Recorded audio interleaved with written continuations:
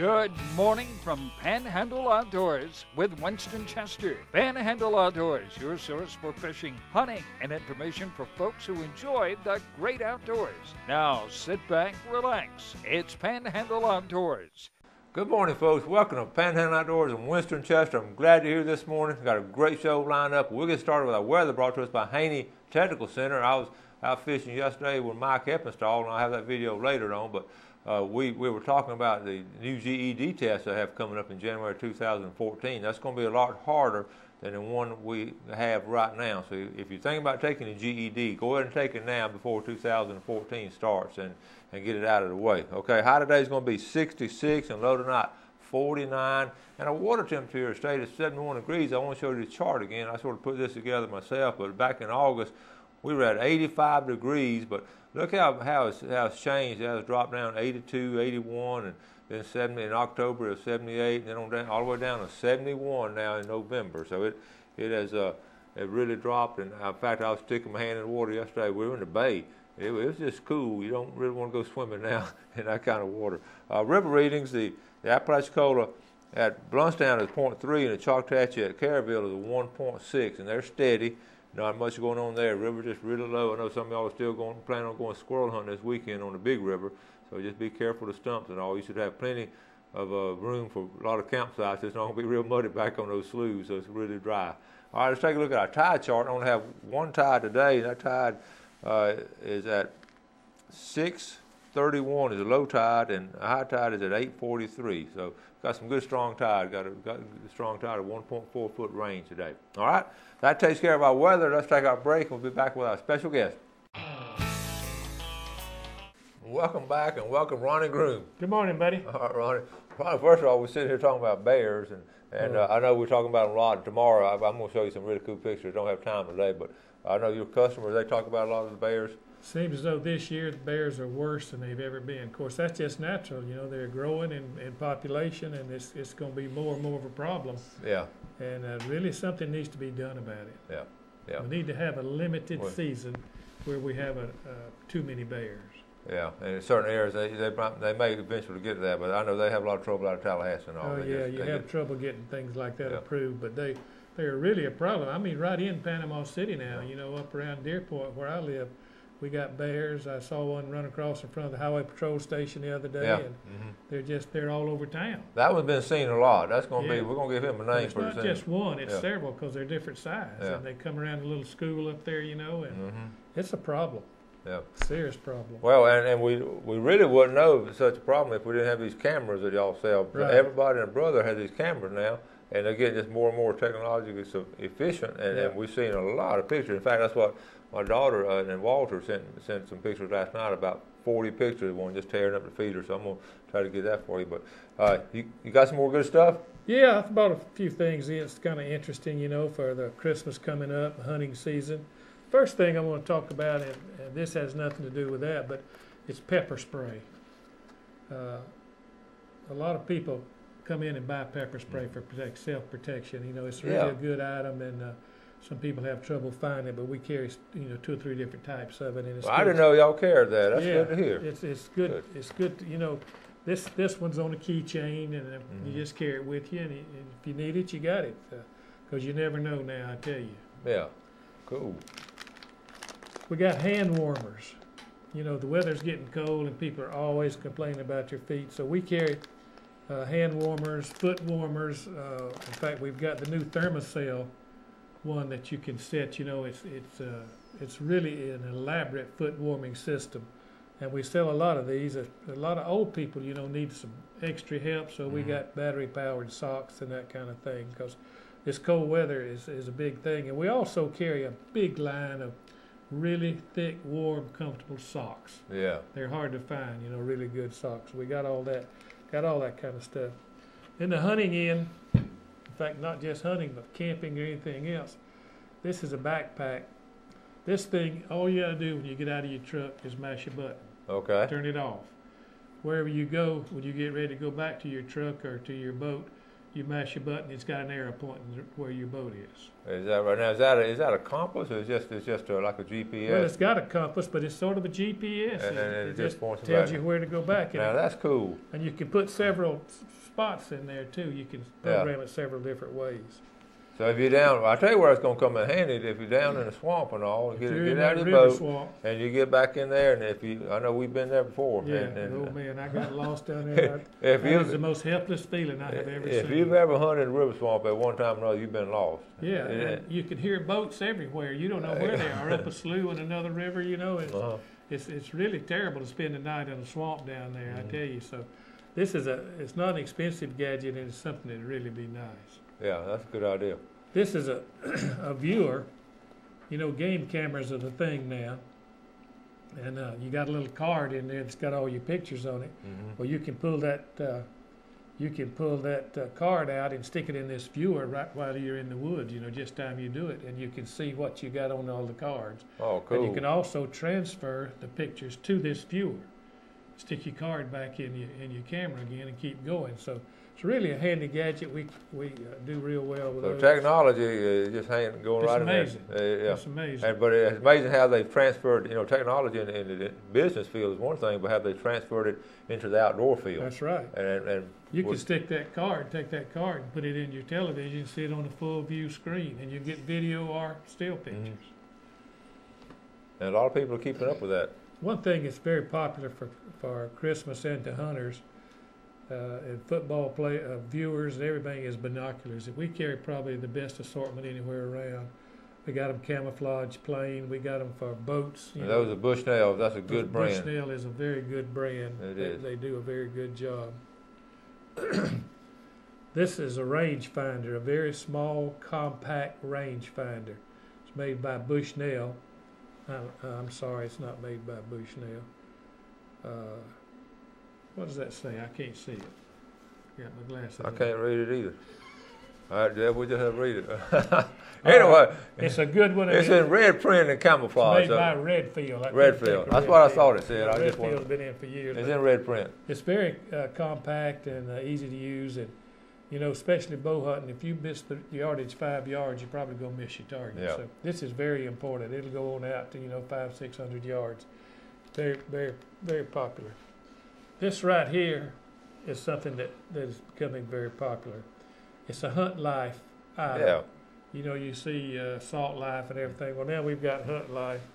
And it's okay to have salt life in the summer and then put that on in the winter and have hunt life. And for you girls, look at there. We got it. We got men's shirts, hats. We got the things you can put on your dash, on your windshield. It's a very good thing. And this little item right here is something that is becoming very popular. It's a little camera. Okay. And we've got cameras that fit on your gun barrel, on the stabilizer on your bow, and you can get all kind of pictures. This is a small one, and it just works real well. Is that a camera in the stand, or you can take this and put it on your gun, on your belly, your cap. You can put it on your shooting house, wherever, and record everything. They're really efficient. In fact, we even have one that fits on a gun barrel or on your bow that has 2 cameras, and you can turn them in different directions. And you got a screen up here in front of you when you're aiming. You can see this screen. It shows everything you're viewing, and you can turn the cameras. It's just amazing. You gotta be kidding. No, it's amazing. And if you're interested in that, come down. We'd be glad to let you see it, give you a demonstration. It's amazing what we can do now. That is amazing. I'm sitting in a tree stand. Just technology. A lot of this just in the last couple of years. Yeah. I mean that's brand new right there. That kind of one camera that you can turn, we've only had it about 2 weeks. Really? I mean, it's right off the drawing board. I tell you, it's an amazing thing, and it's just you can keep pictures, still pictures, videos, everything of what you're doing now. We're going to start. Some of our viewers now. That's going to enable some of our viewers maybe to email me some 1 or 2 minute shots of stuff they do and all. Yeah, just like you do our pictures. Like we do our still pictures, and I think we might can start doing it. I'm going to email you a picture of a bear tearing up a feeder. Okay, all right. So you can get that, but it's amazing what we're getting now. That's fascinating. Look, we're going to take a break and be right back. Hi, welcome back. Sitting with Ronnie Groom down at C&G. I was just sharing something with him, and I'm teaching archery now in outdoor ed, and I get a kick out of this. Our archery range is about 150 yards, really, from the classroom door back behind the school, and I let the kids get the archery arrows, the first ones out there now, and what they're doing, they're actually, when I dismiss them to go to the archery range, they're running out the back door like elementary kids. These 18-year-old seniors are running down there to get the best arrows. I get a kick out of that. I can understand that. And we also, you have some pink bows and all down there. I'm starting to see some pink. Yeah, we just have to carry pink everything now. Yeah. We got pink pistols, bows, everything. Okay, let me share a couple emails real quick. This is from Rick Rogers over here in Bay Point. He goes down to State Park Pier a lot, and he said, "Hey, Coach, in the last 2 weeks, I have seen people catch stargazer fish, look-down fish, and a sprawl cowfish at the State Park Pier. Now, that's some weird fish, weird-looking fish, you know, but they've caught them, and you usually don't catch them at the pier, but now they caught those at the pier the last 2 weeks." And Rick wants to be entered in the contest. And Ronnie Harrison up there in Jackson County. Ronnie said, "I'm still enjoying the morning show." It's pretty long ongoing, but he said, "I particularly enjoy the monthly bass fishing segment you have with your special guest. And recently, one of your shows, you discussed a lionfish, and we had talked about that. But I remember watching a saltwater fishing show, and this guy had on something called the lionfish tamer. It's like a small spear gun just for lionfish. They use it down in the south. So I'm gonna look on that website and check it out. That's interesting. But it's I appreciate you saying that's Ronnie Harrison up there in Sneeds. It's fascinating. We just mentioned 3 or 4 different kind of fish, and all the different kind of fish are out there. But those lionfish are really becoming they're starting to take over, and those things are poison. Yes, and the barbs on them are so sharp and all that. Yeah, so. you need to stay away from them. I mean, don't try to catch them or anything. If you spear them, don't come into contact or put your hands on them. I know in your early days of diving, you're one of the earliest divers we had here and all. Did you run across a lot of weird stuff like that? Yeah, it's strange what you see out there. And you jump off of a boat out there. You never know. Every trip we went on, you never know what you were going to see. Yeah. And it was just amazing, some of the fish out there, these head fish. I saw a couple of those out there, and just all kind of strange things out in that Gulf. I've always wanted to ask you this question. Out of all the outdoor things you've done, you bow hunted with Fred Bear. You were one of the first divers in this area, and you were always just a leader in all the hunting, and you'd go fishing on the river and then cook your own fish and all that.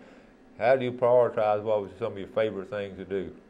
I probably enjoyed jumping off that boat out in the Gulf more than anything else, because you just never knew what you were going to see. And back then there were very few divers, very few boats.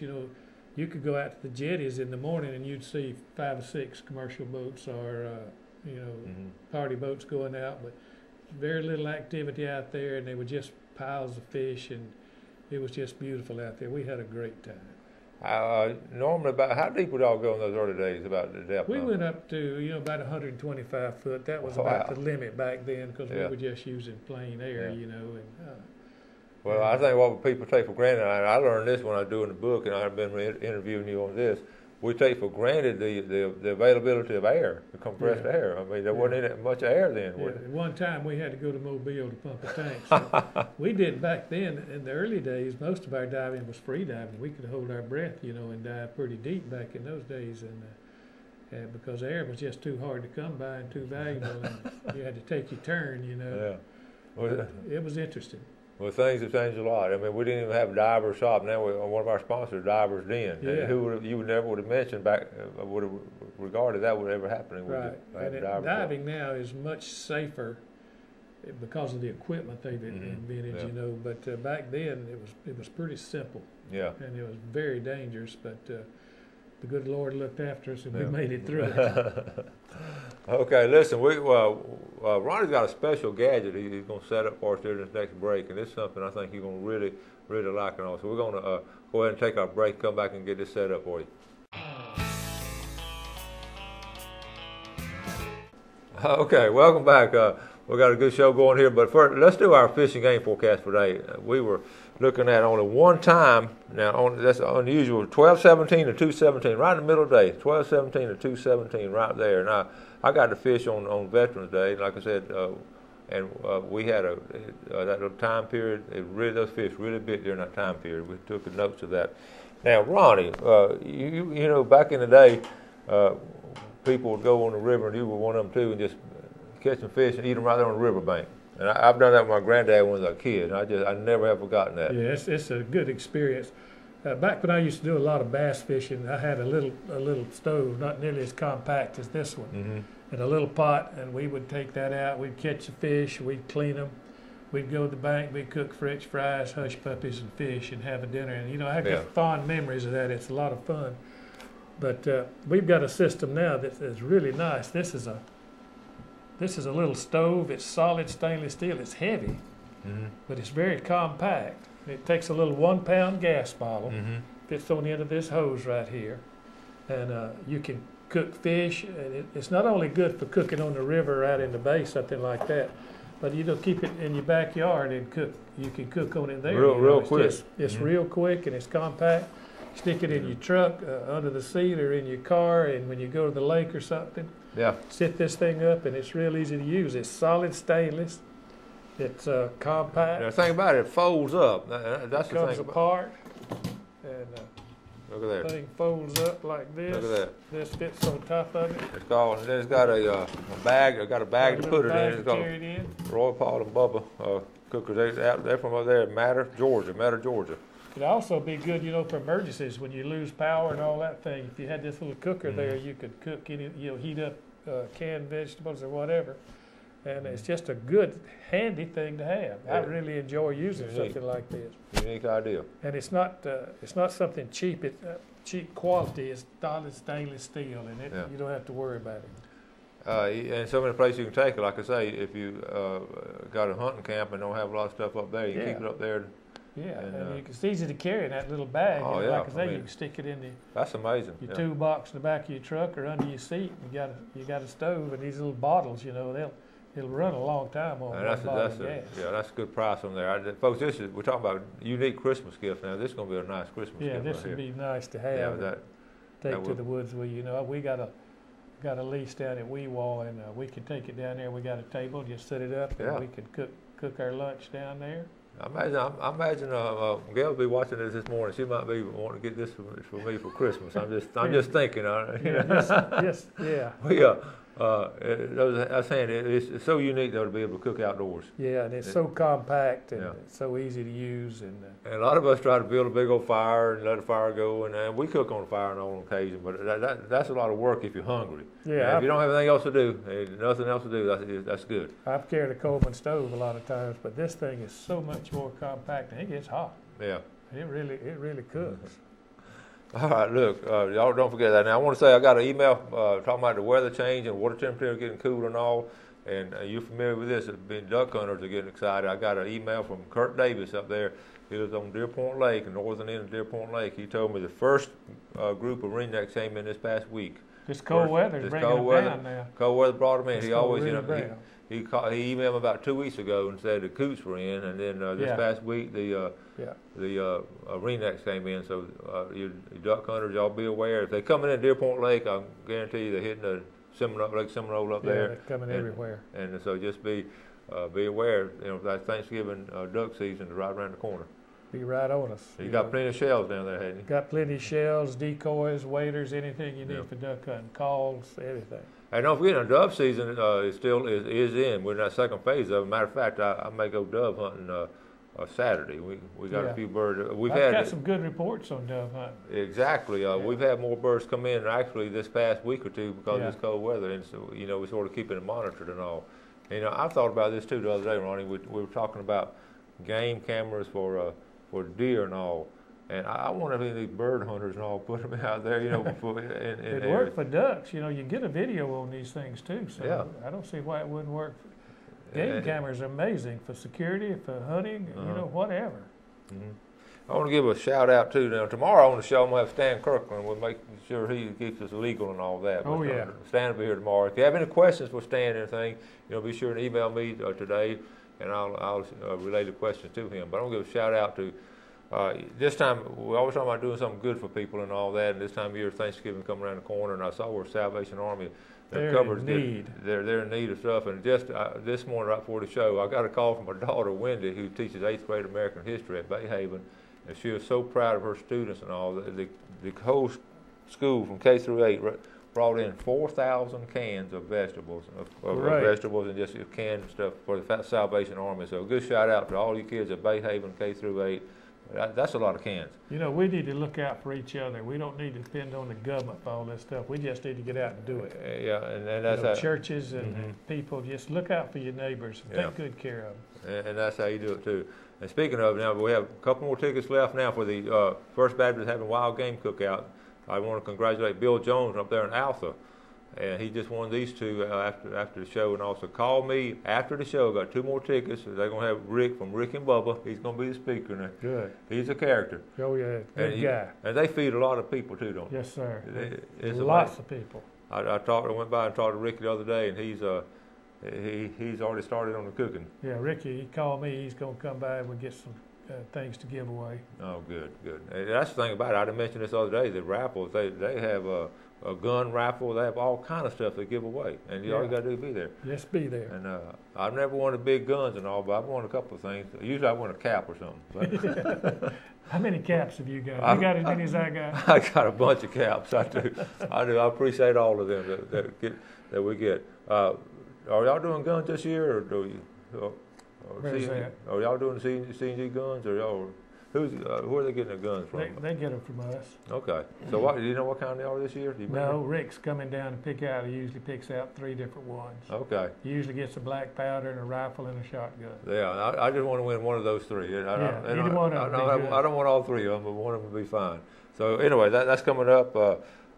Don't forget this Roy, Paul, and Bubba. That's a great idea on that cooker right there.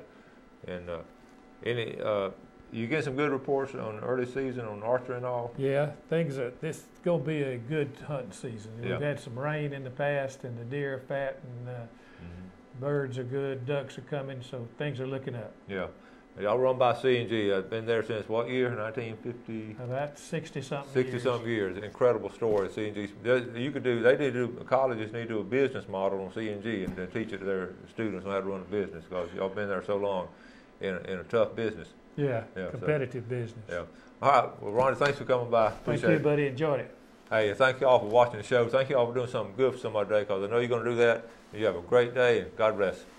Thanks for joining us for Panhandle Outdoors with Winston Chester. Panhandle Outdoors features hunting, fishing, and other activities and information to help you enjoy the great outdoors. Join us next time for Panhandle Outdoors.